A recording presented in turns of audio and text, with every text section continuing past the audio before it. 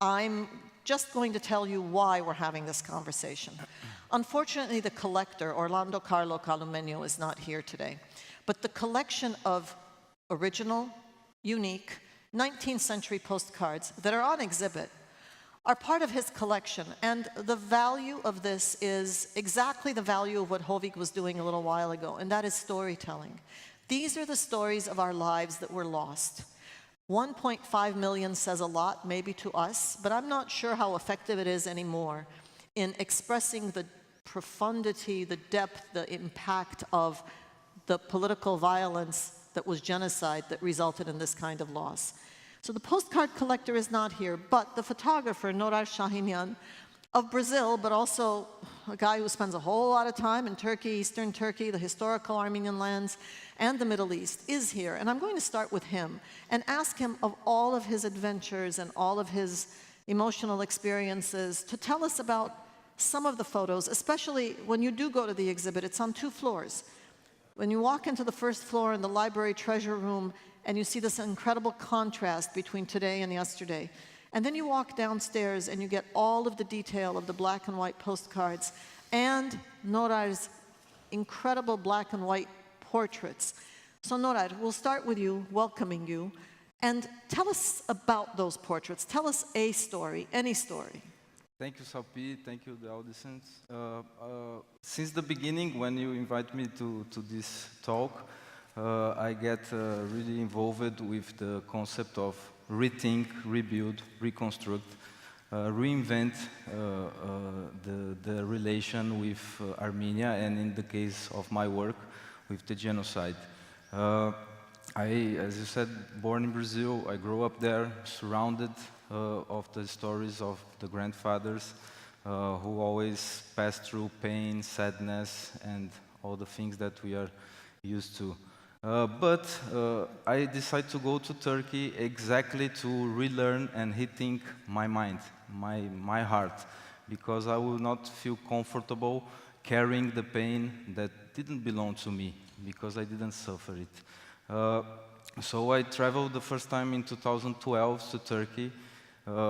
In the first steps, I was trying to find the village and the cities that my grandparents used to live. And I was looking for stones, because that stones was the testimony of what happened 100 years ago. I found many stones that tell me many stories about what happened in that place. But also I found life, I found hope. I met many people that teach me a lot about how they survive and how they pass through these 100 years, dealing with a very hard issue, more in Turkey. That is really hard to talk about genocide. Totally, I spent 2 years traveling around, and the photos are a consequence of it. There was many meetings, many interesting people that I met during this trip. But I will say something about one of the photos. Maybe you people can check after in the exhibition. Is about a refugee of Kesap. In 2014, as people know, the ISIS and the rebels, they took Kesap, a very important city for the Armenians, and they send all the people to Latakia. Only 25 old people didn't left the city, and they decide to stay. So the people say, how are we going to deal with this? And they was sent to Vakifle. Vakifle is the last Armenian village that remains in Turkey. When I heard about the story, I fly directly from Brazil to Istanbul and then to Vakifle, because I was feeling that there was someone waiting for me. And I met Hagop Giragosyan. In that moment, he was an 86 years man, refugee at that age. And by coincidence or by energy, he used to be a friend of my grandfather in the 1950s, 1960s, when my grandfather had a studio in Aleppo. So that meeting was so strong, because 100 years ago, a refugee was my grandfather, and then I was meeting another refugee who was his friend. So all the trips was connected with very interesting meetings like this, and the photos are a consequence of these meetings, and then also all the places, that sacred places for us, that is still there. Of course, many of them destroyed or with another use, like churches that become mosques, schools that now are Turkish schools. But at the end, I got the conclusion that I relearned how to deal with the genocide and the Turkish issue. And I am so happy that today I have many friends, and I speak this from the bottom of my heart, Turks friends and Kurd friends that helped me a lot during all this trip. Without them, it was impossible to found what I found. And as we carried the pain, they carried the guilty. And it's not easy also to carry some guilt that you are not responsible. So this exchange made me grow as a human being, and I relearned how to deal with this. Thank you. Thank you for what you did, and thank you for sharing. Narineh, you took these amazing photos, and you took unique, I keep using these adjectives that sound like hyperbole, but I don't think they are. They are amazing photos, and they're overwhelming postcards. Mm-hmm. You took them and you created an interactive something that pulls me in. What was the concept? What did you do? Well, I guess the concept, I guess sort of the underpinnings of the exhibit is twofold. One, these are actually amazing relics that we have here on hand, and so the ground level vitrine exhibit is just that, you getting to interact with these objects that we don't get to experience and sort of interact with on an everyday basis, which I think is pretty incredible in and of itself. And then the treasure room concept was, what this kind of discussion has been for me all about, which is a dialogue between, the past and potential contemporary or present or, say, projected future.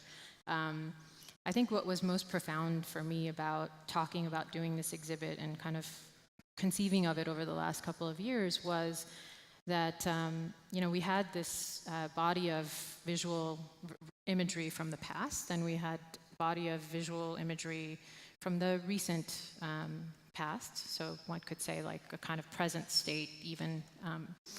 And yet this really large looming event was missing. It was the missing character. And I think that was a really interesting way to kind of go into it, because the exhibit juxtaposes these two sets of imagery, and by virtue of that missing character being there, it allows you to maybe potentially create your own narrative for that. I think maybe many of us in my generation, and probably a few before, for us, the genocide is a kind of origin story. And what's really powerful about these images and this exhibit, as it were, is that perhaps in seeing images of a different past, which I think oftentimes once you see an image of something, it makes it real, you can reinvent that origin story. Like we were something else before we were victims. And I think that's really powerful. So, yeah. It's a perfect segue to the historian and the political scientist. What this allows us, the rank and file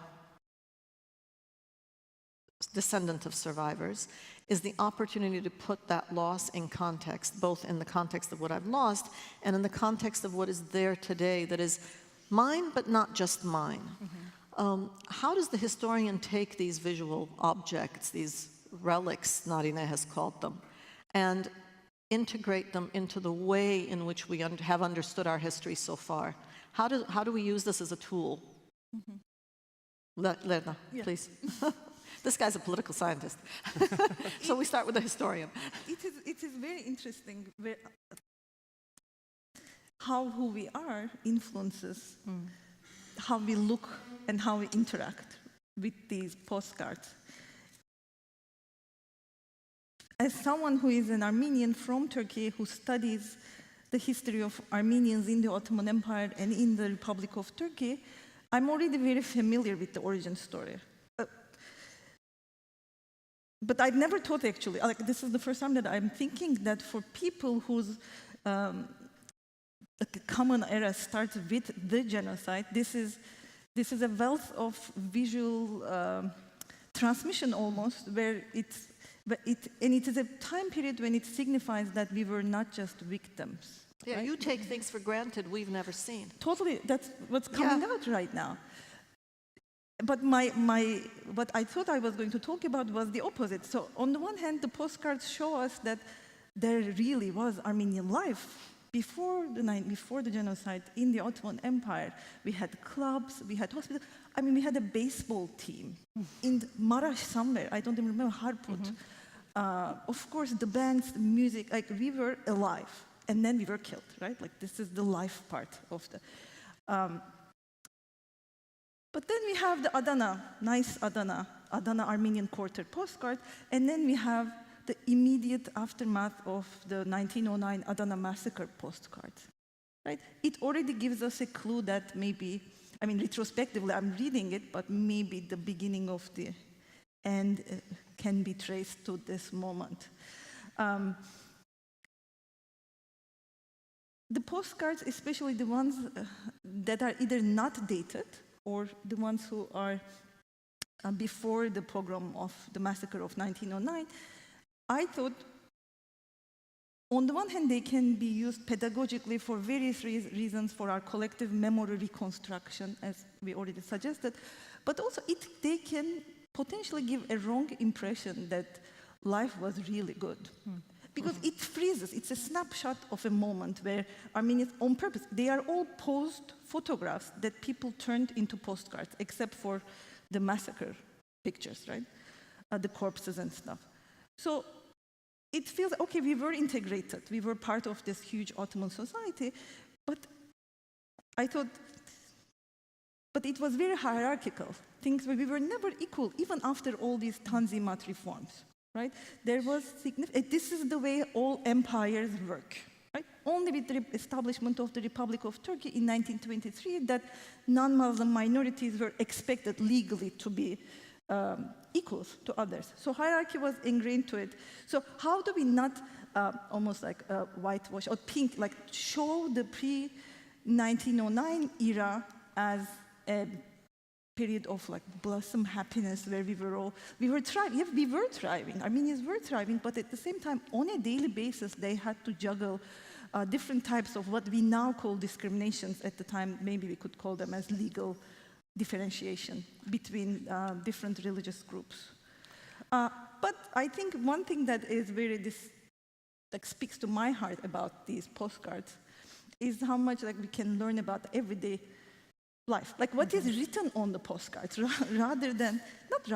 addition to what the postcards depict and communicate, all these like notes, I think they really, I was trying to think what would be the equivalent of them for our times. Like, is the collector email? calls it the social media of the time. Yeah, if Orlando was here, he would say the postcards were the social media of the time. It's how you got word out. Yeah. Except you get the word out to only one person or one family or one village, right? Like with social media, it's a bit broader. I think it is more two people's communication. But it's more than that. And I wish he were here, and we will find a way to get him on video, and he intended to be here, and I'm sorry that he isn't. But he says he has many, many dupes. He has 8,000 just Armenian postcards, not Assyrian, Greek, Jewish, and all the others that he has. I said to him, why bother with the duplicates? He said, because it's one thing when you send it to your aunt and you write whatever you're going to write, and it's something when you send it to your uncle and you write. So it is two-way, but it's not just two-way. It's like this. The same card, the same image, the same fact interpreted and utilized, instrumentalized the whole different way. Yeah, totally. I can see that, the image itself. But in terms of the text on the card, I think it is more like text messaging. Like some of them has that quality. It's not a letter, right? No, it's no. But for the historian, it's very important because we don't find, like how are the archives constructed? Archives, they need to be enough value in something for it to be archived. And like when you write like almost post-it notes and pass it to someone else, usually they will not be archived. Here we see like postcards, fancy Constantinople picture, and it just is an apology. And sorry, I couldn't write to you. I will write you later. It is basically a text message. You know, that ordinariness that you referred to, Sinan, is also part of the political reality. You know, we look at these postcards and, you know, they're cleaning figs and making compote or whatever it is they're making, and then there's silkworms, and then there are, you know, the baseball team, there are girls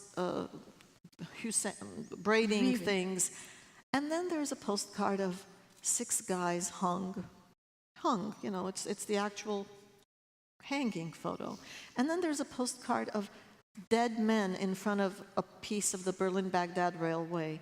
There's a picture of the burnt church after the massacres in Urfa. And these are also ordinary. They're on postcards. And they went through the Ottoman postal system. They went from point A to point B. Sinan, not just the banality of everyday life that we don't think about that was lost, but the banality of the violence, right? I mean, this is our shared history. And here we're faced with it in the oddest of ways. What do you do with this as a political scientist? As a political scientist, I have to say, violence is always banal. You know, there's It's no just way ordinary. Yes, unfortunately. You know, I mean, we can do something against it, and we should. You know, but I can't imagine any way in which violence would make something extraordinary for humanity. You know, at least nothing that we can cherish as humans. So, in the sense that I think, you know, death, you know, is something that equalizes of us all, you know, because we're all, you know, mortal beings. But life is the only hope. So, and I think what I really liked in these photographs, is I mean, great work really, because it's really, I mean, I've been there, I think 3 or 4 times, is the plurality of the Armenian people, which Lerna was referring to. You know, you look at, you know, the Tekirdağ Armenians in Thrace, who are very, very different from, who look very different from the people who are in Van, who look very different from the people who look in Adana, and you see it in architecture. Again, I think a very, very strong component of these your photographs, as well as the postcards, is something I think the Armenian people are very rightly proud of, is, you know, the stone masonry, the amazing architecture, and also that comes in very different shapes and forms. You know, you see something from Diyarbakır, you're like, wow, where did this come from? You know, so, and the same thing goes for, you know, costumes, and that is something that is, I think, something to be cherished. In the, you know, Armenian heritage is this plurality and variety, and even here, you know, we have you know, Armenians from Lebanon, from Brazil, from, you know, from Los Angeles, Istanbul. from Istanbul, you know, so, and that is really something very powerful, I think.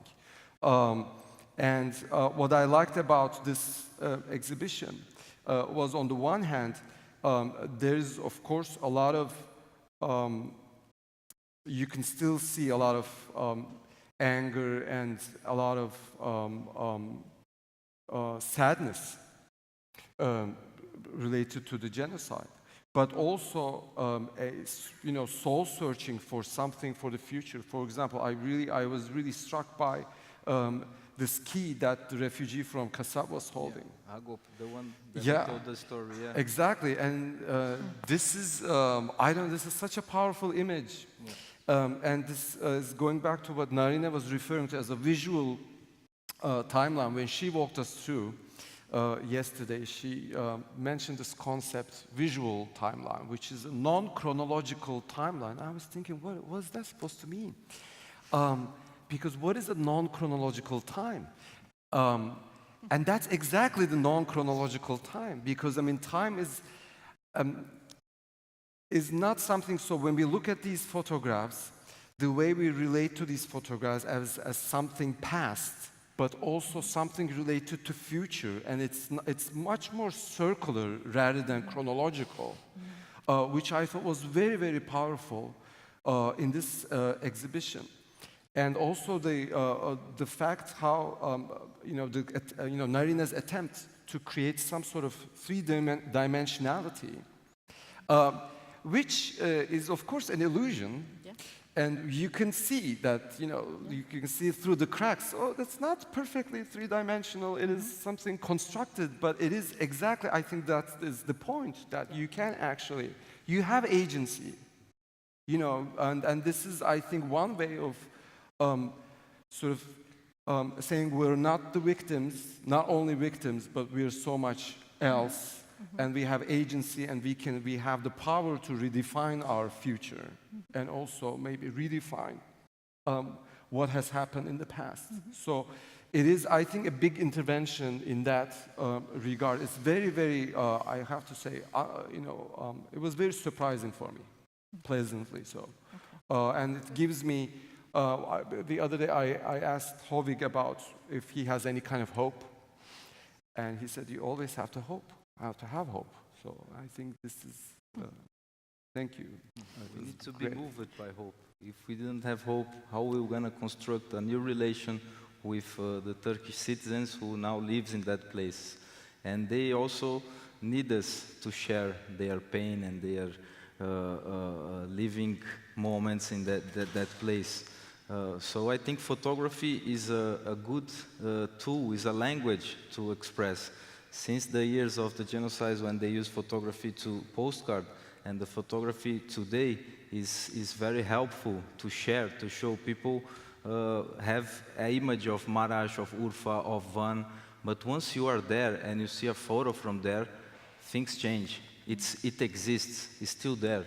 The stones are there. So in 1915, we used to have 2,000 churches inside the Ottoman Empire. Now, only 28 still stand. But what happened with the other 1,900 churches? Some of them is still there, ruins, but that ruins also speak, and photography is a good tool to bring this to the discussion, is what we are doing now, and this discussion is very important because people think that nothing still there, but still many things, and still people. I was in a village close to Karta, and I met an old woman who was survivor of the genocide. Then she said, tomorrow let's go to the village because I want to introduce my family. We go to the village the next day, and she showed me her daughter, her granddaughter, and her grand-granddaughter. So suddenly I was in front of 4 generations of Armenians who still live in the same village where everything happened. Which village? It's called Gerger. It's close to Karta and Adiaman. When I see myself in front of 4 generations, I said, okay, the plan failed. If there was a plan to exterminate all the Armenians, they was not able. Not only because we have the diaspora, but we have Armenians there. And I listened from many Armenians that please go to where we come from and tell people that we're still here and we need that people put us in a place of people, of Armenians. We are Christians. So this is, I think, one of the importance of the photography. When people see an image of these 4 generations, they feel, I think, a little bit better. Yes. I want to say something about Armenian studies and research in this context, and that is that if we're talking about redefining, reimagining, reinventing, Lerna, as a tool, as a means of, this is both a historical tool and also a political tool. Those of us engaged in advocacy, I mean, there is an awakening through these images that it's hard to get through speeches. In study, in research, how do we use these tools in order to turn that period of history into a real period and not this imaginary, sacrosanct, can't be penetrated thing because it's untouchable? Where do we take this in the field? I have to say some of these images are And look at the clock. Yes, famous images. I'm giving myself 30 seconds. What do you think? Quick. So the Adana, for instance, the celebration of the 1908 Young Turk Revolution, the restoration of the constitution when Armenians hold, I mean, they celebrate, understandably so, this is the end of the Hamidian era, the bloody Sultan, those photographs, I mean, the pictures, which then became postcards, they have been in circulation for a while. They are actually famous in the field of both Armenian studies and Ottoman studies. I do use them in my teaching. I have been using them for a long time, as well as the Adana pogrom massacre pictures. People do also research them. I don't think they are, for the Armenian studies, I don't think they are extremely groundbreaking at this time. But for our collective memory, I think they are, in the sense that just because they make things feel more real, it's not just a fairy tale that we used to exist. Okay, sorry, we don't exist anymore, but like physically, they are there. They are proof. Narineh, what's the takeaway? What is it that somebody can take from this juxtaposition and have that hope that Norair is talking about? Wow. Well, I guess I can relate my takeaway. I think, on the one hand, I think just the postcards on their own are really wonderful to see and take in. I mean, if we even step outside the bounds of the thematic, spectrum that's covered, just as photography, as endeavor, as like a kind of technical feat, the time they were taken in, all of that, I think, is really amazing. We can have that kind of conversation. So they stand on their own as pieces that deserve to be shared and exhibited and archived.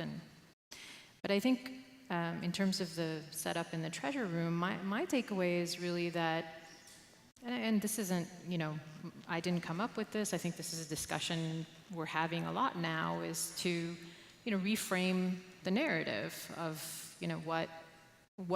how we go about sort of relating to this event that's taken place in our collective memory and has personally affected many, many of us, and how we can sort of move forward in an age where we have an independent homeland and kind of chart a narrative that might bridge what happened in a way that's respectful and appropriate to a future that is not held back by it. That's a perfect segue to a thank you, because this is the weekend after the 26th anniversary now of the independence of Armenia, and in many ways reframing this narrative is also a tool for understanding this independence, perhaps, and putting it in a context that is more a general part of our history, and not just a very specific window that is both an origin story and the end of history, it seemed for many of us for a long time. It wasn't. 1915 was not the origin story, and it wasn't the end of history. And this is perhaps the best weekend to recognize that. Thank you, Lerna Ekmekçioğlu. Thank you, Norair Chahinian. Thank you, Narineh Mirzaeian, for your great work. And this is the second year that Narineh has been part of Innovate. Last year, she put together the display, The Sum of Us, in 3D, which we still have up at the Institute. And thank you, Professor Sinan Birdal.